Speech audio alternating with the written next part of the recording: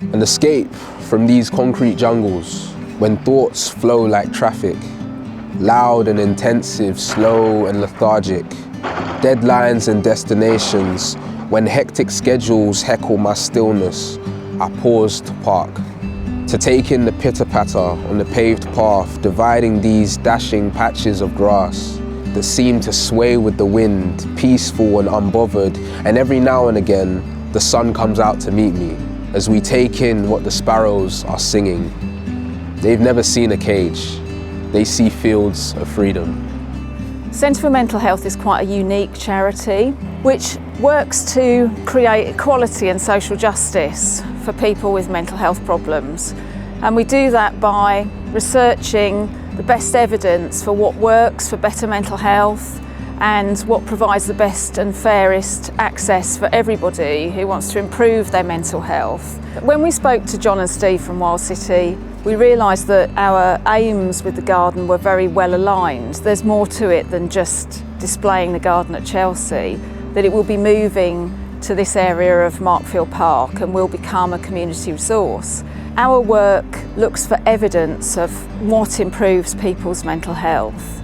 The idea of bringing wild beauty to an urban space will create mental health within the community as people are able to enjoy it and spend time there and even be part of looking after it. We're looking to measure the impact of that, to look at the way that the space is currently used and then the way that it's used after the garden is installed. And that for us will be part of a blueprint for using nature to provide better mental health, hopefully in many other areas around the country. We've been really inspired by this kind of space specifically, and certainly Markfield Park, is that there's a lot of real inspiration you can get from the urban environment that you perhaps will get from more traditional notions of nature, whereas in the urban space we can see neglected spaces, brownfield areas where nature's sort of getting along without any real design or intent, but they can be the most beautiful spaces there are.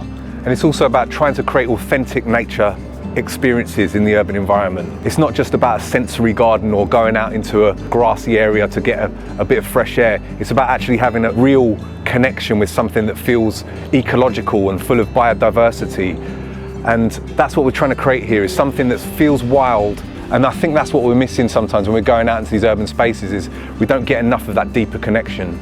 So I grew up in Luton. My experience of mental health, a lot of the things that affected me, I guess, were community. Having people around me really has been something that really helped. So I remember my mum pushing me into joining a football club, and just being outdoors as well made a massive difference, and connecting with people and stuff like that.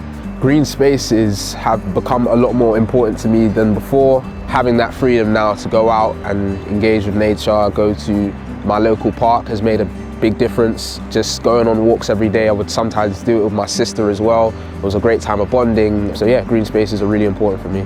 The style of horticulture that we're using here is quite forward thinking. There's a lot of this style of brownfield techniques that we're using, which is about creating areas of crushed concrete or crushed brick, which creates substrate design. It creates an aspect that a lot of wildflowers can really flourish in. And then there's a lot of permaculture principles behind it, so it's about creating ecotones within the space. This is very much a thing that's alive. We want to really inspire people to look at maybe landscapes or even gardening differently. You install all this stuff, then it creates its own resilience, its own equilibrium. It's not so much about heavy gardening, it can be more about editing and managing a space to sort of grow along with the community. Being part of Chelsea will enable more people to know about the charity and to understand that our vision for a better future with mental health for all is quite multifactored. Well, what really resonated with us about Centre for Mental Health is the inclusivity aspect of their work and making sure that mental health is available for everyone. Our plan is to create this poster child, this blueprint that has massive ecological benefits, social community benefits, mental health benefits, that is affordable, that then we can roll out to councils nationwide to kind of create these spaces all over the place.